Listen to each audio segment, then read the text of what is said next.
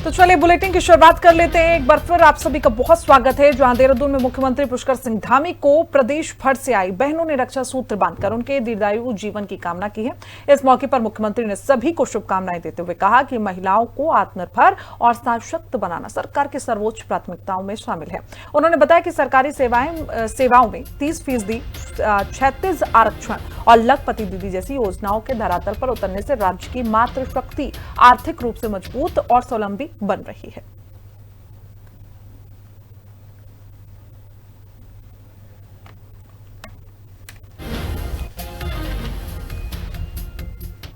उधर मुख्यमंत्री पुष्कर सिंह धामी ने पंचवटी फिल्म्स प्रोडक्शन और आदर्श औद्योगिक स्वायत्त सहकारिता के विशेष एल्बम गीत का विमोचन किया। ये एल्बम मुख्यमंत्री के 5 वर्षों के कार्यकाल की उपलब्धियों और उत्तराखंड की विकास यात्रा पर आधारित है। और इस अवसर पर मुख्यमंत्री ने एल्बम से जुड़े निर्माता, निर्देशक, गीतकार, संगीतकार, गायक और अन्य कलाकारों के साथ साथ आदर्श संस्था के पदाधिकारियों को इस प्रयास के लिए शुभकामनाएं दी।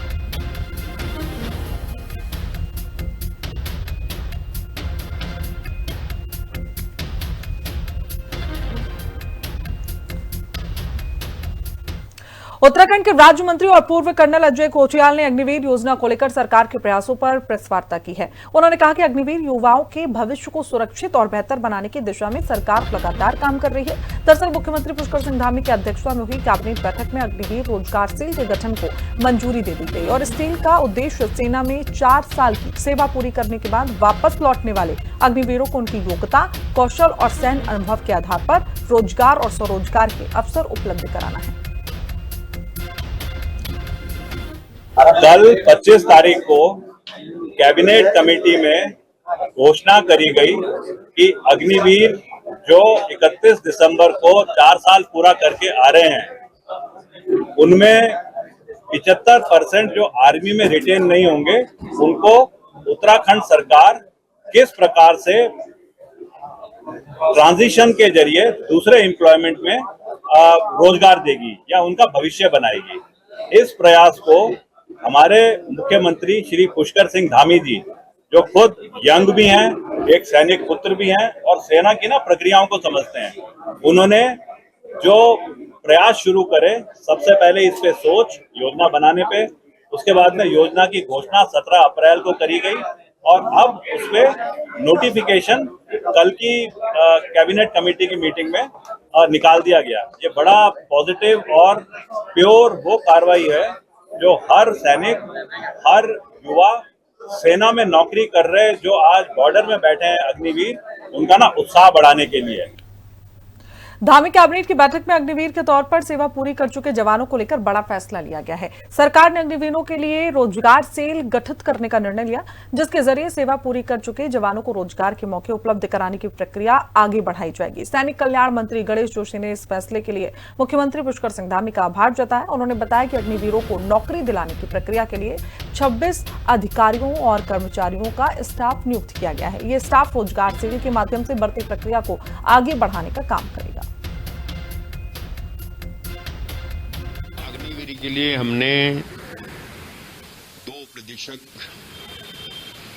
व अन्य लोगों को लगाकर एक लगभग 26 आदमियों का स्टाफ हमने स्पेशलिस्ट के लिए रखा है, जो टोटली हम इस काम को अप्रैल से भी कर सकते थे, क्योंकि माननीय मुख्यमंत्री जी की घोषणा है। और टोटल ये सिर्फ अग्निवीर को देखेंगे और जितने भी अग्निवीर रिटायर होकर आएंगे उनका पुनर्रोजगार, पुनर्व्यवसाय, जिसमें उसकी रुचि होगी, उसकी जानकारी, उसकी सुविधा ये विभाग उपलब्ध कराएगा। और जो एक भय अग्निवीरों की मन में है, वो भय दूर होगा, आने के बाद उनको रोजगार मिलेगा। इसके लिए मैं अपने कैबिनेट के साथियों का और मुख्यमंत्री जी का आभार व्यक्त करता हूं। देहरादून में सरकार द्वारा अग्निवीरों के लिए रोजगार सेल गठित करने के फैसले पर कांग्रेस ने तीखा हमला बोला है। कांग्रेस प्रदेश प्रवक्ता प्रतिमा सिंह ने सवाल उठाया कि जब पहले से ही सैनिक कल्याण निगम और उपनल के जरिए पूर्व सैनिकों को रोजगार दिया जा रहा है, तो इस नए सेल की क्या भूमिका होगी। उन्होंने अग्निवीर योजना की आलोचना करते हुए कहा कि युवाओं को 4 साल में ही रिटायरमेंट का तमगा देकर घर लौटाया जा रहा है। कांग्रेस ने सरकार से युवाओं को गुमराह करना बंद कर इस योजना को पूरी तरह खत्म करने की मांग की। देखिए, ये सब कुछ भी नहीं है, महज चुनाव के मद्देनजर सरकार के द्वारा फेंका गया एक शगुफा है युवाओं के लिए। सरकार अगर युवाओं की इतनी हितैषी होती और तो अग्निवीर योजना जो केंद्र सरकार जिसको ला करके प्रदेश का, जिसे हम सैन्य बाहुल्य प्रदेश कहते हैं, हमारे युवाओं के भरोसे के साथ कुठाराघात करने का कार्य सरकार ने किया है। अग्निवीर रोजगार सेल ला करके आप पहली बात तो इसका जवाब दीजिए कि सैनिक कल्याण निगम जो है उसका क्या काम होगा फिर। देहरादून में भाजपा ने संगठन के मीडिया मोर्चे को मजबूती देते हुए नई प्रदेश प्रवक्ता टोली का विस्तार किया है, जिसमें सबसे चर्चित नाम कांग्रेस नेता आरक सिंह रावत की पुत्रवधू अनुकृति गुसाई का है। प्रदेश अध्यक्ष मयंक भट्ट की सहमति के बाद कुल 8 नए नेताओं को प्रदेश प्रवक्ता की कमान सौंपी गई, जिनमें अनुकृति गुसाई को कोटवाड़ क्षेत्र की जिम्मेदारी मिली है। नई जिम्मेदारी मिलने पर अनुकृति ने पार्टी शीर्ष नेतृत्व का आभार व्यक्त किया। मैं सोचती हूँ कि ये मेरे लिए बड़ा सौभाग्य का दिन है और मैं अपने शीर्ष नेतृत्व का, प्रदेश नेतृत्व का बहुत धन्यवाद करती हूँ कि उन्होंने मुझे ये जिम्मेदारी दी है प्रवक्ता के रूप में। मैं सोचती हूँ कि मुझे विश्वास है कि मैं बहुत स्पष्टता के साथ, तथ्यों के साथ अपनी सरकार की जो हमारी जन कल्याण नीतियाँ हैं या अपनी पार्टी की हमारी विचारधारा है और अपने उत्तराखंड के विकास के मुद्दों को जनता के समक्ष रख पाऊंगी। और अपने आप में मैं सोचती हूँ कि पद से ज़्यादा महत्वपूर्ण एक जिम्मेदारी है मेरे लिए, और इसके लिए मैं अपने नेतृत्व का बहुत बहुत धन्यवाद और आभार व्यक्त करती हूँ। उधर देहरादून में उत्तराखंड क्रांति दल के अध्यक्ष सुरेंद्र कुकरेती ने दावा किया है कि इस बार उक्रांत सरकार बनाएगी और दूसरे दल उनकी गोद में बैठेंगे। 2007 के चुनावों के लगभग 20 वर्ष बाद पार्टी सोशल मीडिया से सड़क तक प्रदेश के मुद्दों पर बेहद मुखर है। अतीत के आरोपों पर सफाई देते हुए उन्होंने कहा कि पूर्व में भाजपा के शीर्ष नेताओं के निमंत्रण पर समर्थन दिया गया था, लेकिन अब परिस्थितियां बदल चुकी हैं। जनता के ऊपर है और ये भी मैं स्पष्ट कर देना चाहता हूं आप लोगों के माध्यम से। जिस हिसाब से आपने रिपोर्ट मंगाई है तो जब तक रिपोर्ट हमारे पास नहीं आती ना, उस पर कुछ कह देना। और आप अध्यक्ष हैं, मुकाम लेके चल रहे हैं, टारगेट लेके चल बिल्कुल, क्यों नहीं टारगेट लेके चल देंगे। और तो संयुक्ति होगी, अगर कोई बात मैं वो कह दूं तो निश्चित है कि हमारे पास 10-12 दिन के अंदर तमाम वो रिपोर्टें आ जाएंगे और उस दिन जो है अगले महीने तक कुछ सीटों का हम जो है। आगामी चुनावों को देखते हुए उत्तराखंड कांग्रेस ने संगठनात्मक और राजनीतिक गतिविधियों को तेज कर दिया है। पार्टी की ओर से लगातार कार्यक्रमों की तैयारियां की जा रही हैं और कार्यकर्ताओं को भी सक्रिय किया जा रहा है। प्रदेश महामंत्री राजेंद्र भंडारी ने पार्टी के प्रस्तावित कार्यक्रमों की जानकारी देते हुए बताया कि फिलहाल SIR अभियान का तीसरा चरण चल रहा है, इसे अगले 10 दिनों में पूरा करने का लक्ष्य रखा गया है। उन्होंने कहा कि अभियान के साथ साथ संगठन को बूथ स्तर तक मजबूत करने पर भी फोकस किया जा रहा है। 3 चरणों पे है और उसके बाद जो है निश्चित तौर पे इस सप्ताह के अंत तक और अगले 10 दिन में जो है SIR प्रक्रिया पूर्ण हो जाएगी। बरसात का भी सीजन है, उसके बाद हमारे जो परिवर्तन यात्राएं तरह जो रह गई हैं बाकी वाली, वो भी उनका भी जो है डेट जल्दी निकालने वाले हैं। और उसके अलावा यहाँ हमारे प्रदेश में 2 वरिष्ठ नेताओं के जो है कार्यक्रम डिजाइन किए जा रहे हैं, प्रियंका गांधी जी का और राहुल गांधी जी का। तो वो कार्यक्रम की भी हम प्रस्तावित कार्यक्रम है। प्रियंका गांधी जी को हम जो है पहाड़ के 2 जगहों पे, गढ़वाल और कुमाऊं के 2 स्थानों पे उनका भी स्थान तय नहीं हुआ, लेकिन 2 स्थानों पे उनका बड़ा कार्यक्रम होने वाला है। प्रस्तावित UGC कानून के विरोध में हल्द्वानी में सवर्ण समाज पूरी तरीके से मुखर हो गया है और जोरदार धरना प्रदर्शन कर इस बिल को तत्काल वापस लेने की मांग उठाई गई है। प्रदर्शनकारियों का कहना है कि ये कानून समाज में समानता और समान अधिकारों की भावना को प्रभावित कर सकता है, इसलिए सरकार को इसे तुरंत निरस्त करना चाहिए। धरने के माध्यम से स्वर्ण समाज ने सरकार से UGC कानून को लेकर स्पष्ट और सकारात्मक निर्णय लेने की मांग की है।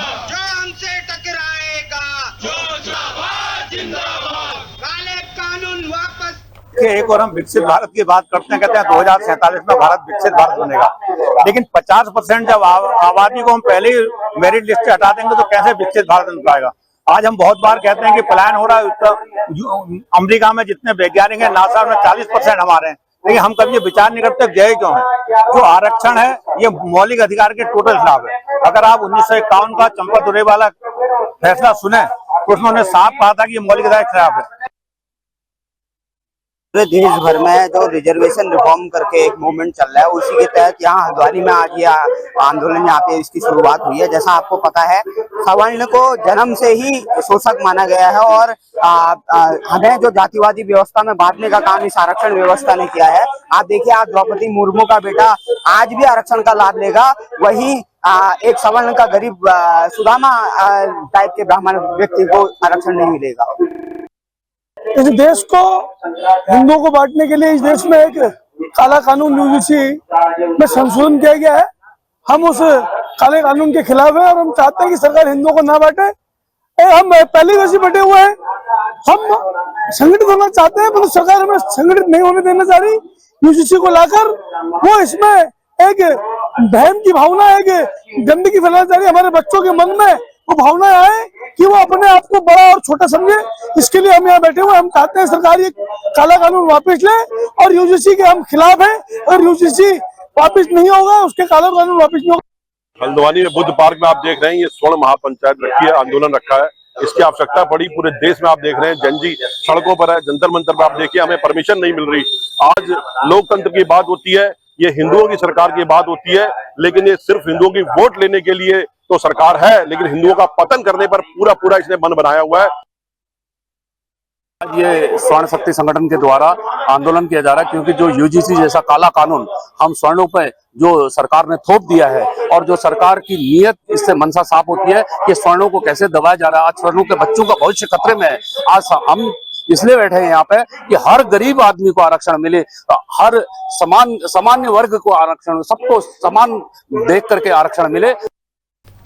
अब खबर विकासनगर से है, जहां बीजेपी द्वारा आयोजित रक्षाबंधन कार्यक्रम के दौरान हजारों संख्या में महिलाओं ने भागीदारी की। महिलाओं ने विकासनगर विधायक मुन्ना सिंह चौहान को रक्षा सूत्र बांधकर उनके प्रति अपना स्नेह और विश्वास व्यक्त किया है। कार्यक्रम में मुख्य अतिथि के तौर पर बीजेपी महिला मोर्चा की प्रदेश अध्यक्ष रुचि भट्ट ने भी शिरकत की। रक्षाबंधन के इस कार्यक्रम में महिलाओं की संख्या का अंदाजा इसी बात से लगाया जा सकता है कि मुख्य हॉल के बाहर भी हजारों महिलाएं विधायक मुन्ना सिंह चौहान को रक्षा सूत्र बांधकर पहुंची। हम सौभाग्यशाली है कि क्षेत्र में हमें बहनों का इतना स्नेह और प्यार मिलता है, छोटी बहनों का, बड़े बहनों का। और मैं आज इस पवित्र दिन पर अपनी सभी बहनों को, सभी बेटियों को इस बात का भरोसा दिला सकता हूँ कि रक्षाबंधन का जो ये रक्षा सूत्र हमारे हाथ पर बांध रही है, इसकी कीमत हम बहनों के मान और सम्मान और उनकी हिफाजत जान दे करके भी हमेशा करेंगे। बहनें इतनी बड़ी संख्या में आए और जैसे भाई साहब ने बताया कि विभिन्न समुदाय से बहनें यहाँ पर उपस्थित हैं, तो ये दर्शाता है कि उनका स्नेह है हमारे विधायक जी के लिए, उनका स्नेह है भारतीय जनता पार्टी की सरकार के लिए। और वो चाहती है कि भारतीय जनता पार्टी की सरकार तीसरी बार आए, हैट्रिक बनाए, क्योंकि हमारी भारतीय जनता पार्टी की सरकार हो, चाहे हमारे विधायकगण हो, चाहे हमारे भाई जो भी पार्टी के, हमारे माननीय मुख्यमंत्री जी, हमारे माननीय प्रधानमंत्री जी हैं, सबने महिला सम्मान और उनकी सुरक्षा और उनको सशक्त करने में कोई भी कमी नहीं करी है। हल्द्वानी में ईद मिलाद उन नबी के मौके पर अमन और भाईचारे के संदेश के साथ भव्य जुलूस से मोहम्मदी निकाला गया, जिसमें अकीदमंदों का जनसैलाब उमड़ पड़ा।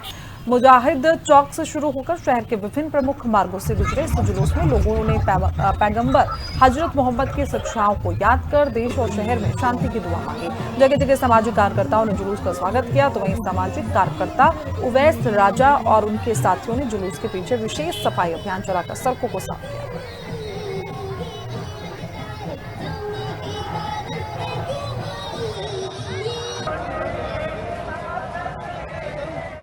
आज जुलूस मोहम्मदी निकल रहा है और अपने हुजूर की शान में जिस तरीके से लोग मचल रहे हैं, नारे लगा रहे हैं, लोगों में जोश है, आक्रोश है और जिस तरीके से लोगों में खुशी का माहौल है। ऐतिहासिक जुलूस होता है हल्द्वानी में, पूरे उत्तराखंड का सबसे बड़ा जुलूस हल्द्वानी में निकलता है और लोगों में एकता का ये पैगाम देता है। बाजार से लेकर के और इंदिरा नगर में जाकर के ये समाप्त होता है। पूरे शहर के अंदर लोगों की आमद जुलूस थी, लोगों की जो लोग शरीक होते हैं जुलूस में, सारे तबके के लोग शरीक होते हैं। बीच में हमारे मोहम्मद सल्लल्लाहु अलैहि वसल्लम का जो है यौम पैदाइश का दिन होता है। सब में हमारे जो है लोगों में बहुत उत्साह है और सब में मोहब्बत का पैगाम है। इस्लाम में इंसान मोहब्बत से जुलूस में लंगर बांटे। हमारे पैगंबर इस्लाम मोहम्मद रसूलुल्लाह सल्लल्लाहु ताला अलैहि वसल्लम की विलादत पैदाइश का दिन है और हम निहायत उसको एहतशाम बड़े सुकून और इत्मीनान के साथ इसको मनाते हैं और इसी तरीके के पैगामात को आम करते हैं कि हमें उस अजीम नबी की तालीमात को याद रखना चाहिए और उनकी तालीमात पर खुद भी अमल करना चाहिए और दूसरों को तक उस बात को पहुंचाना चाहिए। परंपरागत 12 वफात का जुलूस है जो कि निर्धारित रूप पे चल रहा है और एहतियातन शांति व्यवस्था के दृष्टिगत पर्याप्त मात्रा में फोर्स जो है इसमें डिप्लॉय किया गया है और ये इंश्योर किया जा रहा है कि कोई नई परंपरा इसमें शुरू ना हो और जो पुराने प्रेसिडेंट हैं उसी के आधार पे इस जुलूस को संपन्न कराया जाए। तो देखिए, लक्सर के बाजारों में भाई बहन के पवित्र रिश्ते का त्योहार रक्षाबंधन आते ही रौनक बढ़ गई है। यहाँ राखियों की दुकानें सज चुकी हैं और ग्राहकों की भारी भीड़ उमड़ रही है। हिंदी खबर ने ग्राउंड जीरो पर जाकर दुकानदारों और ग्राहकों से विशेष बातचीत की है और इस बार बाजार में लड्डू, गोपाल, बाबा खाटू श्याम, स्वास्तिक और ओम की आकृतियों वाली राखियों का जबरदस्त क्रेज देखने को मिल रहा है, जिन पर बहनें सबसे ज्यादा फोकस कर रही हैं और खरीदारी करती हुई नजर आ रही है। भाई बहन के पवित्र रिश्ते का त्योहार राखी बंधन आ गया है और बाजार सज गए हैं। रंग बिरंगी राखियां हैं, बाजारों में जगह जगह स्टॉल लगे हुए हैं। हम मौजूद हैं लक्सर के मेन बाजार में। इस बाजार में अधिकांश त्योहार के मौके पर जो त्योहार होता है उसी तरह के सामान बिकते हैं और आपको मैं दिखाना चाहूंगा कैमरे की नजर से कि देखिए किस तरह से ये दुकानें सजी हुई हैं। राखियां नीचे भी और ऊपर भी दुकान पर चारों तरफ राखियां हैं। आगे आप देखिए इस पूरे बाजार में राखियों को देख करके ऐसा लगता है कि पूरा का पूरा जो बाजार है वो राखी में हो गया, यानी एक तरह सज गया है। और आपको बताना चाहेंगे कि इस बार किस तरह की राखियां आई हुई हैं मार्केट में और कितना रिस्पांस दुकानदारों को मिल रहा है। राखियों की खरीदारी की क्या स्थिति है? क्या नाम है जी? लक्ष्मी सिंह। लक्ष्मी सिंह जी, राखी का त्योहार आ गया, 28 अगस्त को रक्षाबंधन है। 2 दिन से आप लगातार दुकान सजाए हुए हैं, कैसा रिस्पॉन्स है? थोड़ा मीडियम है, वैसे ठीक है। ठीक है। हाँ, वैसे बिक्री हो रही है? हाँ, बिक्री हो रही है। कौन सी राखियों को पसंद कर रहे हैं बहनें? जैसे मेटल की राखियाँ ज्यादा। मेटल की राखियाँ। तो हमारी इस बार स्वदेशी राखियाँ सब? हाँ, सब स्वदेशी। चाइनीज माल नहीं है? चाइनीज माल कोई नहीं है। अच्छा, स्वदेशी राखी है, मेटल की राखियाँ ज्यादा बिक रही है। एक और दुकानदार से बात करेंगे। नाम क्या है जी? मोनू कश्यप। मोनू कश्यप जी। मोनू भाई, दोनों तरफ दुकानें राखियों की सजी हुई हैं, आपकी दुकान पे ज्यादा भीड़ है, किस तरह का रिस्पॉन्स है और लोग कौन सी राखी, जो बहनें हैं कौन सी राखी पसंद कर रही है? ये मेन है, मेटल की राखी बिक रही है इस टाइम ना। और जैसे लड्डू गोपाल होगी, राधा कृष्ण की होगी और स्वास्तिक में होगी, ओम की होगी, इस तरह के नए नए डिजाइन आए। धार्मिक जी चिन्ह है राखियों पर बने, लड्डू गोपाल हो या तो स्वास्तिक जी, खाटू श्याम जी की राखी, बाबा खाटू श्याम की राखी पर भी जोर है। आप देखो कुछ यहाँ से बहने राखियां खरीद रही, इनसे बात भी करेंगे। क्या, कहाँ से आए थे जी? लक्सर से। लक्सर से आए थे, राखी खरीद ली है? हाँ। आज शुरुआत की आपने। कितने भाई हैं आपके? एक भाई है। 2 राखी खरीदी आप? ये जैसे भगवान जी के भी बांधते हैं। अच्छा, एक भगवान जी को बांधते हैं। देखो कितनी अच्छी बात है। देखिए, इसे कहते हैं, यही खूबसूरती है हिंदुस्तान की कि वो सबसे पहले भगवान को मानती है और उन्होंने कहा भी है कि भगवान को भी राखी बांधेंगे। भाई भी है, उसके लिए भी राखी खरीदी जा रही है। और आपने ये भी देखा होगा कि अधिकांश क्षेत्रों में, यानी देहात क्षेत्रों में, रक्षाबंधन के त्योहार को शहरी क्षेत्रों की तरह ही मनाया जाने लगा है। पहले शहरों में इस त्योहार का ज्यादा क्रेज रहता था, लेकिन अब देहात क्षेत्र में भी ऐसी स्थिति बन गई है। अब आने वाले 2 दिनों में और ज्यादा बाजार में भीड़ नजर आएगी और खासतौर पर रक्षाबंधन के मौके पर तो ये पूरा बाजार गुलजार हो जाएगा। जसवीर सिंह, हिंदी खबर, लक्सर। तो वही देखिए, रुड़की की गंग नहर कोतवाली पुलिस ने 2 सगी बहनों की हत्या का चंद घंटों में खुलासा करते हुए उनके भाई विवेक को गिरफ्तार कर लिया है। एसएसपी नवनीत सिंह भुल्लर के निर्देश पर कार्रवाई करते हुए पुलिस ने आरोपी को भगवानपुर के चूड़ामणि मंदिर चौक से दबोचा। आरोपी के पास से वारदात में इस्तेमाल 315 बोर का तमंचा, 6 खोखे और 1 मोटरसाइकिल बरामद हो गया। बता दें कि गणेशपुर में हुई इस अंधाधुंध फायरिंग में दोनों बहनों की मौत हो गई थी, जबकि उनका जीजा गंभीर रूप से घायल बताया गया। पुलिस पूछताछ में हत्या की वजह संपत्ति विवाद और चरित्र पर शक होना सामने आया। बहनों को गुमोती घाट उतारने वाले भाई को पुलिस ने 24 घंटे में गिरफ्तार किया है। क्या है पूरा मामला? मेरे साथ एसएसपी नवनीत सिंह बोले रहे हैं। सर, बहनों को गुमोती घाट उतारा क्या है? इसमें ये विवेक और विक्की नाम का लड़का है। ये चुड़ियाला ग्राम थाना भगवानपुर का रहने वाला है और कल इसने अपनी बड़ी बहन संगीता, उसके बाद छोटी बहन पुष्पा और उसका पति संदीप, इन पर फायर किया और फायर लगने की वजह से संगीता और पुष्पा इनकी मृत्यु कारित हुई। और कल ही फिर इसको चुड़ैल के गांव से अरेस्ट कर लिया गया और जब अरेस्ट किया गया तो इसकी कस्टडी से 315 बोर का एक तमंचा CMP और 6 जो हैं केसेस बरामद हुए। और जो अरेस्ट करने के बाद इससे जो पूछताछ की गई, पूछताछ में इसके द्वारा ये बताया गया कि अपनी बहनों के चरित्र पर ये शक करता था और प्रॉपर्टी का भी डिस्प्यूट था और इसका कहना था कि बहनों के चरित्र की वजह से समाज में इनके परिवार का नाम खराब हुआ। इसकी शादी भी तय हुई थी जो 1 माह पहले छूटी। तो इस अवसाद में और अपने परिवार की बदनामी के उसमें इसने ये एक तमंचा अरेंज किया। कुछ दिन पहले रेकी करी घर की और कल इसने पहले बड़ी बहन के आके उस पर फायर किया, फिर छोटी बहन पे घर गया, वहाँ पे थोड़ी देर बैठ के उसने बात करी, फिर छोटी बहन और उसका हस्बैंड संदीप इन पे फायर किया और जिसमें कि संगीता और पुष्पा इनकी मृत्यु कारित हुई। संदीप जो है उनका ट्रीटमेंट एम्स में चल रहा है। ये तो छात्रों का कहना है कि जो भी अपराधी था उनका छात्रों का कहना है कि माइंड डिफेक्ट था और दोनों बहनों को कहीं ना कहीं गलत संबंधों के चलते उसने मारा है और ये कहने के उसके परिवार में छवि खराब हो गई, उससे लेकर उसका रिश्ता भी कहीं ना कहीं टूटा है। हरिद्वार से हिंदी खबर के लिए सचिन सैनी। और इसी के साथ बुलेटिन में इतना ही। देश दुनिया की तमाम जानकारी के लिए देखते रहिए खबर। नमस्कार।